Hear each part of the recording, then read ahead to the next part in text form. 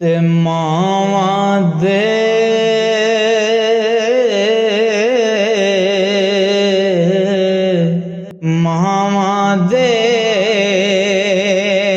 ਦਿਲ ਨਰਮ ਗੁਲਾਬਾਂ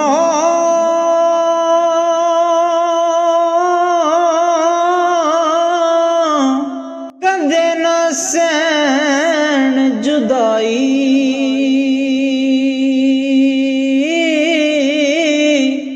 ਮਾਵਾਂ ਦੇ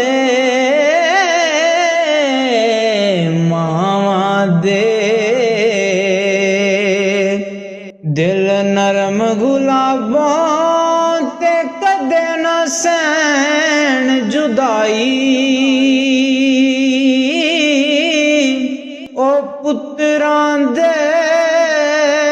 ਲੱਖ ਐਬ ਛੁਪਾਵਣ